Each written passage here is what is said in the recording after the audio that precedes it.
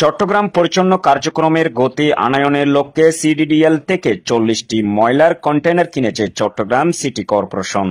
মঙ্গলবার দুপুরে tiger পাশস্থ Chittagong city কর্পোরেশনের অস্থায়ী কার্যালয়ের রাস্তার সম্মুখে চট্টগ্রাম সিটি মেয়র বীর মুক্তিযোদ্ধা মোহাম্মদ রেজাউল করিম চৌধুরীর কাছে কন্টেইনারগুলো হস্তান্তর করেন সিডিডিএল এর ব্যবস্থাপনা পরিচালক কমান্ডর মোহাম্মদ বেনজির মাহমুদ। এছাড়া বিআরটিসি ব্যবস্থাপক মোহাম্মদ মফিজ উদ্দিন চট্টগ্রাম সিটি কর্পোরেশনের 4টি বর্জ্য অপসারণে ব্যবহৃত গাড়ি সংস্কার করে চট্টগ্রাম সিটি মেয়রের কাছে হস্তান্তর করেন। অনুষ্ঠানে মেয়র বলেন, নগরীকে পরিচ্ছন্ন রাখতে আমরা সক্ষমতা বৃদ্ধিতে মনোযোগ দিচ্ছি। এজন্য আমরা সরকারি প্রতিষ্ঠান সিডিডিএল থেকে উন্নত মানের 40টি কন্টেইনার কিনেছি এবং বিআরটিসি থেকে পরিচ্ছন্ন কার্যক্রমে ব্যবহৃত গাড়ি সংস্কার করেছি।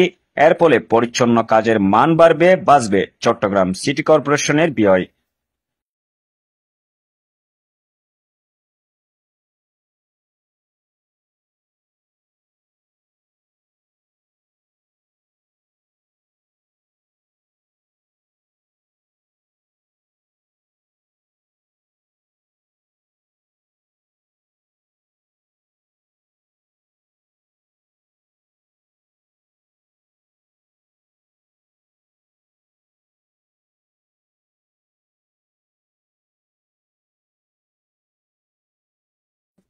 এ সময় আরো উপস্থিত ছিলেন চট্টগ্রাম সিটি কর্পোরেশনের প্রধান নির্বাহী কর্মকর্তা শেখ মোহাম্মদ তহিদুল ইসলাম, প্রধান পরিচ্ছন্ন কর্মকর্তা লতিফুল হক কাসমি, কাউন্সিলর নুরুল হক নিসার উদ্দিন মঞ্জু, মেয়রের একান্ত সচিব আবুল হাশেম, তত্ত্বাবধায়ক প্রকৌশলী আকবর আলী, সহকারী প্রকৌশলী নাসির উদ্দিন রিপাত, রুবেল চন্দ্র দাস, ম্যালেরিয়া ও মশক নিয়ন্ত্রণ কর্মকর্তা শরফুল ইসলাম মাহি, সিডিডিএল এর পক্ষে ক্যাপ্টেন আল আমিন চৌধুরী, ক্যাপ্টেন এম টি সাগর, ক্যাপ্টেন সাইফুল মুলক সহ আরো অনেকে।